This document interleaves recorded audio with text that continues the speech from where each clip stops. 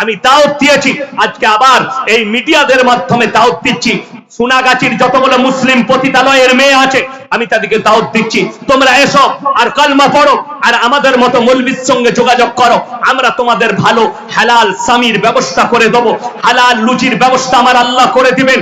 তোমরা ওই জায়গা থেকে পতিতালয় থেকে সরে এসো। যারা বর্তমান আর বহরমপুর আর আমাদের পশ্চিম বাংলার নয়, ভারতবর্ষের যতগুলো পতিতালয় আছে, সোনাগাছি থেকে আসানসোলের নিয়ামতপুর থেকে বর্তমানের মহাজনটলি, ওখান থেকে বহরমপুরের যতগুলো নিষিদ্ধ পল্লীর মেয়ে আছে, যারা মুসলিম মা আছেন, মুসলিম বোন আছেন, আমি তাদেরকে অনুরোধ করব এই পাপ থেকে নিজেদেরকে বার করে নিয়ে এসো। তা না হলে তোমরা জাহান্নামের সব থেকে দামি স্থলে চলবে। তোমাদেরকে আল্লাহ এমন আগুনে নিক্ষেপ করবে, আল্লাহর কসম তোমরা জান্নাতের খুশবু পর্যন্ত পাবে না এই ব্যভিচারের কারণে। তা না হলে আল্লাহ যে যৌবনটা দিয়েছে, পুরুষরা শোনো, আল্লাহ যে যৌবন দিয়েছে এই যৌবনটা তোমার স্ত্রীর জন্য আমানত, এই যৌবনটা তোমার বিবির জন্য আমানত। যারা অন্য জায়গায় খরচ করবে তাদের কাছে আমার আল্লাহ হিসেব নেবেন এবং কঠিন শাস্তি দেবেন।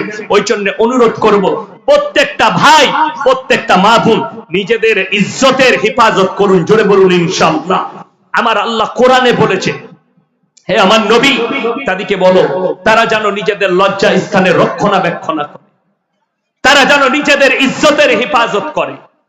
এই লজ্জা স্থানের যারা হেফাজত করতে পেরেছে আর বিবির জন্য আমানত করে রেখে দিতে পেরেছে, সেই ছেলেরা মুমিন হবে। জোরে বলুন সুবহানাল্লাহ। তুমি মুমিন। তোমার যদি শুনেলেন, আমি অর্ডার দিয়ে যাচ্ছি, আমি অর্ডার দিচ্ছি আপনাদিকে। অনেক মা বাপ আছে ছেলের বয়স হয়ে যাওয়ার পরও ইনকাম নাই বলে বিয়ে দিতে চাই না, ঠিক কি না? কথা বলে সেই মা বাপরা শুনেলেন, তার থেকে বড় অন্যায় কাজ আর কেউ করেনি। রুজির মালিক আল্লাহ। আমি যখন প্রথম ফারেক হওয়ার পরে মাদ্রাসায় লেগেছি, বর্ধমানে খাগড়াগড় কাণ্ড যেখানে ঘটেছিল ওখানে একটা মাদ্রাসা আছে। আমার প্রথম জীবন সেখান থেকে শুরু করেছি পড়ানো। সেই মাদ্রাসায় যখন ছিলাম, আমার জীবনের মুর্শিদাবাদের মাটিতে প্রথম জলসা সুরুলিয়া মাদ্রাসা। আমার আব্বাজির শরীর খারাপ ছিল, আমার মুর্শিদাবাদের মাটিতে অভিষেক ঘটেছে সুরুলিয়া মাদ্রাসা থেকে। আমি গর্ব করে বলছি, সুরুলিয়া মাদ্রাসায় আমার আব্বাজির শরীর খারাপ ছিল। আমার বদরুল আলম ভাই শেখুল হাদিস, উনি বললেন ইয়াসিন ভাইকে পাঠাও, ফারেক হয়ে চলে এসেছে। বললে আরে ইয়াসিন কি জলসা করবে? বললে পাঠান। আল্লাহ আমার দ্বারা বলিয়ে নিয়েছিলেন। ওইখানে দাঁড়িয়ে আমি 15টা জলসা বুক করেছিলাম মুর্শিদাবাদের মাটিতে। সেই আমার অভিষেক ঘটেছিল ওই সুরুলিয়া মাদ্রাসা থেকে, যেটা আপনাদের গৌরব। আমার ভাই আপনাদেরকে বলি, আমি যখন মাদ্রাসায় ঢুকে আমার বেতন ছিল 2000 টাকা। কত বললাম? 2000। আমার মা আমার আব্বাজি তখনই বিয়ে দিয়েছেন, 2000 টাকা বেতন। আমি চিন্তা করলাম, আমার আব্বাজিকে বললাম যে আমি 1 বছর আগে চাকরি করি। বললেন না, রুজির মালিক আল্লাহ, তুমি বিয়ে করো। সেই দিন থেকে আজ পর্যন্ত আল্লাহ আমার রুজিতে কমি দেয়নি। জোরে বলুন সুবহানাল্লাহ। তোমার ছেলের ইনকাম নেই কিংবা পড়াশোনা করছে, উপযুক্ত বয়স হলে বিবাহ দাও। বিবাহ হচ্ছে অর্ধেকটা ঈমান। সে চোখের জিনা থেকে বেঁচে যাবে, অন্তরের জিনা থেকে বেঁচে যাবে, নফসের জিনা থেকে বাঁচবে, হাতের জিনা থেকে বাঁচবে, শারীরিক ব্যভিচার থেকে বেঁচে যাবে।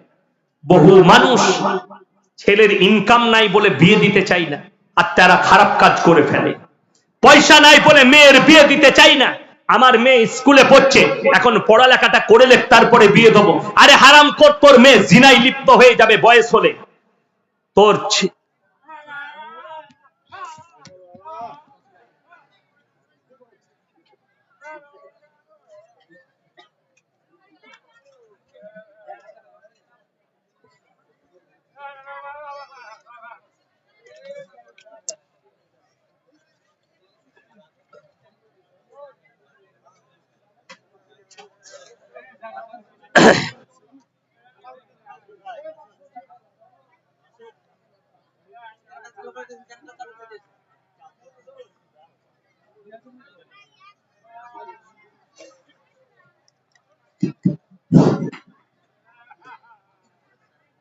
আমার ভাই, সকল ভাইকে অনুরোধ করব, তোমার মেয়ে স্কুলে পড়বে, আলহামদুলিল্লাহ।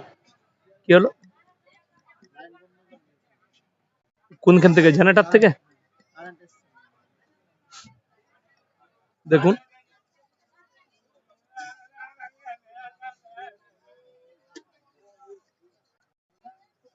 এসছে কারেন্ট, লাইনটা আপনার কেটে দিল কেন?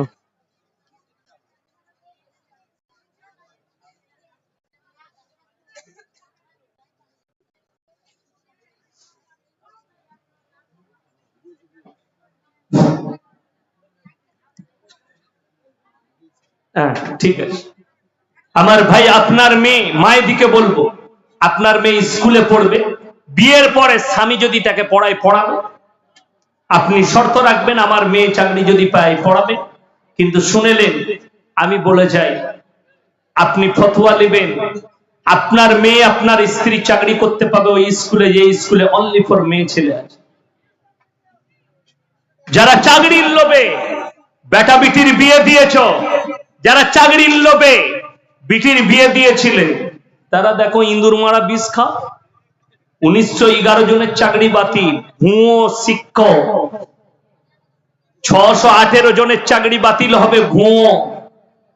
যারা জামাই চাকরিজীবী দিয়েছিলে, আরে সেদিনে দেখলাম মোবাইলে বিয়ের দিন ঠিক করেছিল, কি দেখে মেয়ে চাকরি পেয়েছে, বিয়ে ঠিক হয়ে গেছে, ওরে বাবারে চাকরিজীবী বউ পাবে। তারপরে শুনেছে চাকরি বাতিল, বিয়েও বাতিল। জোরে বলুন নাউজুবিল্লাহ। তারা কাকে পছন্দ করে ভালোবাসে? টাকাকে। যারা টাকাকে মনে করেন টাকার দাম আছে, যারা টাকাকে প্রাধান্য দেন, টাকাতে সবকিছু হয়, টাকায় সুখ হয়, তারা একবার পার্থ বাবুকে গিয়ে জিজ্ঞেস করে আসুন, স্যার টাকায় কত সুখ? তোমাকে জুতো করে মারবে, বেরোবে। টাকাতে আমাকে জেলে ভরেছে, ঠিক কি না? তাকে জিজ্ঞেস করে এসো। ওই জন্য টাকায় সুখ নয়, আপনি মুমিন হন, আল্লাহ আপনাকে সুখ দেবে। জোরে বলুন সুবহানাল্লাহ। আপনি ইমানদার হন, আল্লাহ আপনাকে অল্প পয়সায় সুখ দেবে। যারা মুমিন হবে তাদের অল্প ইনকামই আল্লাহ সুখ দেবে। আপনি ডাল আলু খাবেন, সুখ পাবেন। আমরা মাদ্রাসার তালবিল ইলমরা ডাল আলু খাই, আল্লাহ তাতেই আমাদের চালিয়ে দেয়, দেয় না? দেয় না? শুনেছেন? আমরা চাই না আমাদের কাছে খাবার চলে আসে। আল্লাহর নিয়ামত শুনেলেন। এই রমজানুল মুবারকের মাস আসছে, সবাই হাত তুলে বলুন তো 30টা রমজানের রোজা সবাই রাখবো। জোরে বলুন ইনশাআল্লাহ। এ রোজা রেখে লুকিয়ে কেউ খাবেন না তো? আমাদের দেশে অনেক মাল আছে, ঘরেতে খায় সেহরি, বইয়ের সাথে বাপের সাথে। বাপ মনে করলো ওরে বাবারে আমার বেটা একদম আব্দুল কাদের জিলানি, মাল বহরমপুরে গিয়ে লুকিয়ে গলির ভেতরে ঢুকে হোটেলে খাচ্ছে। কি বুঝলেন? মুখ পুছে চলে এলো, আর আসরের নামাজের পরে কি বুঝলেন, ইফতারি রেডি, ইফতারির দস্তরখানে বসে বাম মনে করছে এত বড় পরেজগার আর দুনিয়াতে নেই। আর ফেরেশতারা বলছে হ্যাঁ বে, তুই যে খানা খাচ্ছিলি দুপুরে, এটা কেমন রোজদার? লুকিয়ে শুনেলেন আমার ভাই বলে যাব, যারা মনে করেন যে আমরা পেছনে লুকিয়ে খেয়ে নেব, কেউ জানতে পারবে না, আমরা গোপনে খেয়ে নেব, লোকের সামনে রোজা রাখবো। যারা পাপ করেন আর মনে করেন আমার গোপন থাকবে, তারা শুনেলেন আমার আল্লাহ রাব্বুল আলামিন সূরা আলে ইমরান প্রথম পৃষ্ঠায় আমার আল্লাহ বললেন, ইন্নাল্লাহা লা ইয়াখফা আলাইহি শাইউন ফিল আরদি ওয়ালা ফিস সামা। হে আমার বিশ্ব নবী, পৃথিবীর মানুষকে বলো, আসমান আর জমিনের মধ্যে যা কিছু আছে কোন জিনিসটাই আমার আল্লাহর কাছে গোপন নেই। জোরে বলুন সুবহানাল্লাহ। তোমরা অন্তরে কথা বলো, আমার আল্লাহ শুনতে পায়। তুমি মনে মনে কথা বলবে, আমার আল্লাহ শুনতে পাবে। ওই জন্য আমার ভাই, রমজানের 30টা রোজা কেউ ছাড়বেন না। জোরে বলুন ইনশাআল্লাহ। রমজানুল মুবারকের মাস আসছে, শুনেলেন বরকতপূর্ণ মাস। একটা জিনিস আল্লাহর নিয়ামত বুঝতে পারবেন আল্লাহ কতটা বরকত দেয়। রমজান মাসে আমাদের দস্তরখানে যে ইফতারি হয়, এই নাস্তা পানি অন্যান্য মাসে আমরা জোগাড় করতে পারি? কথা বলেন, হয়? হয় না। সিজদায় পড়ে কাঁদা দরকার। গত রমজানে আমার মাদ্রাসার বাবুর্চি শাহরি খেয়ে ফজরের নামাজ পড়তে এসেছি বলে, হুজুর ইফতারি কি হবে, 10-12 জন আছে। আমি বললাম ঠিক আছে, আমি আসছি জোহরের সময়। বাড়ি চলে গেলাম, আদায়ে বেরিয়ে গেলাম, মাদ্রাসা ঘুরে এলাম, আসরের নামাজ পড়লাম। বললে হুজুর নামাজের আগে উজু করে মসজিদে বসে কোরআন পড়ছি, এসে কানে কানে বললে হুজুর ইফতারি কি করবো? আমি বললাম আবে নামাজটা পড় না, নামাজ হোক। বিশ্বাস করবেন না, ফজর নামাজ, আসরের ফরজ নামাজ আদায় করলাম, বেরিয়ে এসে দোয়া করে যখন বেরিয়ে এলাম, বাইরে বেরিয়ে দেখছি দুটো থলি নিয়ে একজন ব্যক্তি দাঁড়িয়ে আছে, হুজুর এই মাদ্রাসার তালবে ইলম গুলোকে এগুলো খাইয়ে দেবে। আমি তাকে বললাম বরকত পেয়েছিস? বললে জি। আমরা তাহলে কাল থেকে আর চিন্তা করিস না, ঠিক আল্লাহ হাজির করে দিবে। জোরে বলুন সুবহানাল্লাহ। আপনি ভাবতেও পারবেন না, আপনি মসজিদে ঘুমিয়ে থাকবেন, দেখবেন আল্লাহ ঠিক আপনার দস্তরখানে ইফতারি রেডি করে দিয়েছে। আর আমি বলবো আপনাকে, ইফতারিতে বরকত বেশি পাবেন। এখন উঠে গেছে আমাদের দেশে, দেখবেন আগে যখন আমরা ছোট ছিলাম আমাদের মায়েরা পিঠা করতো না, পকোড়া বাড়িতে, ছুলা ভনা বাড়িতে, খাবার তৈরি করা। এখন কিন্তু সব রেডিমেড হয়ে গেছে, তাই না? সব কিনে নিয়েছি। আসল কথা, আমাদের বউরা সব ডিজিটাল হয়ে গেছে, ডিজিটাল বউ, ওরা আর কাজ করতে চাই না। এটা যদি আমার বউ শুনে না, তার রাগ করবে, কিন্তু বাস্তব কথা। আমার মাকে আমি দেখেছি খড়ে রান্না করতে। আমার মা আমাদেরকে রান্না করে খাইয়েছে খড়ে, আমার মা আমাদেরকে কাঠে রান্না করে খাইয়েছে। এখন আমাদের বউরা গ্যাস আর সেই কারেন্টের চুলো, বুঝতে পারলেন? দেখেননি কারেন্টের চুলো উঠেছে, ওরে বাবা, সুইচ টিপে দিচ্ছে, ভাতটা হয়ে যাবে। আর উনি হযরত এখন টিভি দেখছেন, সিরিয়াল, ও টাইম দিয়ে আছে, মাল হয়ে যাবে। শুনে নাও, আমার যারা যুবক ভাই আছো, ছোট ছোট কচি কাঁচা আছো, তোমাদের যুগে আরো একটা নতুন ডিজিটাল বউ আসতে যাচ্ছে। সেটা কি? তারা বলবে আর রান্না করব না, হোম ডেলিভারি করে নাও। বুঝতে পারেননি? রেডিমেড মাল, ঘরে রান্না করবেন, এত ব্যস্ত হয়ে পড়বে। আমি আমার গিন্নিকে বলি, আমি আমার মাকে দেখেছি মেহমানদের রান্না করা, আমাদিকে রান্না করে খাওয়ানো। শুধু তাই নয়, আমাদের 6টা ভাই বোনকে রান্না করে খাওয়ানো, স্কুলে পাঠানো, মাদ্রাসায় পাঠানো, এত কাজ। এবং বাড়িতে বড় গাই থাকতো, 8 কেজি 10 কেজি দুধের গাই। আমার মা নিজে গাই দোয়াতেন, আমি দেখেছি। ঘরের ভেতরে গাই থাকতো, নিজে গাই দোয়াতো। সে গায়ের দুধ 10 কেজি 12 কেজি ফুটতো। আমরা ভাইয়েরা সবাই গিলাসে করে, বাটি করে ঢেলে ঢেলে দুধ খেতাম। এখন আমাদের বউরা দুটি রান্না করছে আর আমাদের জামা কাপড় কাচছে, আবার গ্যাসে। তারপরও বলছে দাঁড়াও, সময় নাই, কাজ হচ্ছে না। আমি বলবো আল্লাহু আকবার, এতটুকু কাজে এরা সময় পাচ্ছে না, তাইলে কিয়ামত কত কাজে বুঝে নাও। আরো যত কাজে আসবে, মানুষের আয়ু কমে যাবে। এখন দেখতে পাবেন 30 বছর 40 বছরের যুবকরা স্টক করছে না, করেনি। 40 বছরের যুবকরা স্টক করে দিচ্ছে।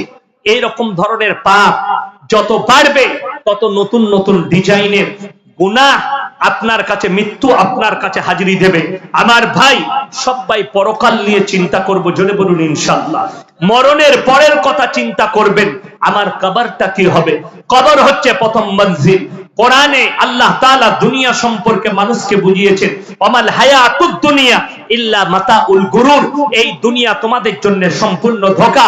কিয়ামতের একটা দিন দুনিয়ার 50,000 বছরের সমতুল্য হবে।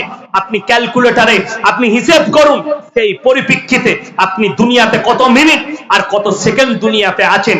আর কিয়ামতের ময়দানে সবথেকে বড় খুশখবরি, যারা গরিব মুমিন আছেন, যারা বড়লোক মুমিন আছেন, উভয় শুনে যান। বুখারী শরীফের রওয়ায়েতে আছে, যারা গরিব মানুষ মুমিন ব্যক্তি হবে, তারা বড়লোক মুমিন ব্যক্তির থেকে 500 বছর আগে জান্নাতে প্রবেশ করবে। জোরে বলুন সুবহানাল্লাহ। যারা গরিব আছেন, খেটে খান, আর মুমিন ব্যক্তি, তারা আল্লাহর শুকর আদায় করুন, আল্লাহর কাছে কাঁদুন, আল্লাহ তুমি আমাদেরকে ঈমান দিয়েছো, মুমিন করেছো, হালাল রুজি দিয়েছো। কিয়ামতের দিনে আপনাকে বেশিক্ষণ দাঁড়াতে হবে না। যাদের কাছে মাল আছে, আমি লাস্টে 3টে খালি বলবো, 3টে কথার উপরে আমল করবেন। জোরে বলুন ইনশাআল্লাহ। কয়টা বললাম? 3টে। ওয়া আতিদাল কুরবা হাক্কাহু ওয়াল মিসকিন ওয়াবনাস সাবিলি ওয়ালা তুবাদদির তাবদীরা। হে আমার বিশ্ব নবী, বলো যাদেরকে আমি মাল দিয়েছি, সব থেকে প্রথমে ওয়া আতিদাল কুরবা, তোমরা কাছের গরিবের খেয়াল রাখবে। ওয়াল ইয়াতামা ওয়াল মাসাকিন, তারপরে দেখবে এতিম আর মিসকিনরা কোথায় আছে, তাদের তোমরা খেয়াল রাখবে, তাদেরকে দান দেবে। ওয়াবনাস সাবিলি ওয়ালা তুবাদদির তাবদীরা, তারপরে দেখবে তোমার কাছে মুসাফির কারা এসেছে। রমজান মাসে মাদ্রাসাওয়ালারা আসে না? কথা বলে। কেউ খারাপ ব্যবহার করবেন না, জোরে বলুন ইনশাআল্লাহ। সব সময় ভালো ব্যবহার করবেন। এতিম মিসকিন যারা আছে তাদের সঙ্গে ভালো ব্যবহার করবেন। কাছের গরিবের খেয়াল রাখবেন। আল্লাহ মাল কারে কখন? মুসলমানদের শোনো, ইন্নাল মুবাত্তিরিনা কানু ইখওয়ানাশ শায়াতিন ওয়া কানা শাইতানু লিরাব্বিহি কাফুরা। আর যারা অপব্যয় করে তারা হচ্ছে শয়তানের ভাই। শয়তান জান্নাতি না জাহান্নামী? জাহান্নামী। তার ভাই যারা হবে তারা জান্নাতে যাবে না। শোনো, অপব্যয় কাকে বলে? হালাল মালকে হারাম জায়গায় ইস্তেমাল করা। আপনি আপনার টাকাকে, মদ যারা খাবে মদেতে টাকা উড়ুবে, মেয়েতে টাকা উড়ুবে, গাঁজাতে টাকা উড়ুবে, হেরোইন আফিনে টাকা উড়ুবে, গান বাজনায় অপব্যয় যারা করবে, হারাম কাজে যারা নিজেদের পয়সাকে ব্যয় করবে, আমার ভাইরা আল্লাহ তাদের মালকে কেড়ে নিবেন এবং দুনিয়া আখিরাতে দুটো জায়গাতেই শাস্তি দেবেন। আমার আল্লাহ রাব্বুল আলামিন যে মালটা দিয়েছে, আল্লাহর কসম তোমাদের কাছে পাই টু পাই হিসেব নেবেন। যারা মনে মনে ভাবছেন যে আমরা হালাল খেয়ে হোক হারাম খেয়ে হোক, লোকের মেরে নিয়ে হোক, আমার সন্তানকে বড় লোক করতে হবে, আমার সন্তানকে বড় লোক করব, তারা কান খুলে শুনে নেন। আমার আল্লাহ রাব্বুল আলামিন সূরা লুকমানের শেষ রুকু আমার আল্লাহ রাব্বুল আলামিন বললেন, হে আমার বিশ্ব নবী বলো, ইয়া আইয়ুহান নাসুত্তাকু রাব্বাকুম ওয়াখশাউ ইয়াওমান লা ইয়াজজি ওয়ালিদুন আন ওয়ালাদি ওয়ালা মাউলুদুন হুয়া জাযিন আন ওয়ালিদিহি শাইয়্যা। হে আমার বিশ্ব নবী, পৃথিবীর মানুষকে বলো, কিয়ামতের দিনকে তারা জানো ভয় করে।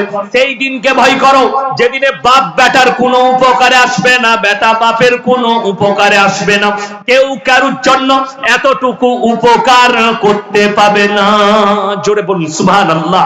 আমরা সবাই হালাল খাবো, জোরে বলুন ইনশাআল্লাহ। আল্লাহ তাআলা আমাদের সকলকে হালাল পথে পরিচালিত করুক। আল্লাহ আমাদের সকলকে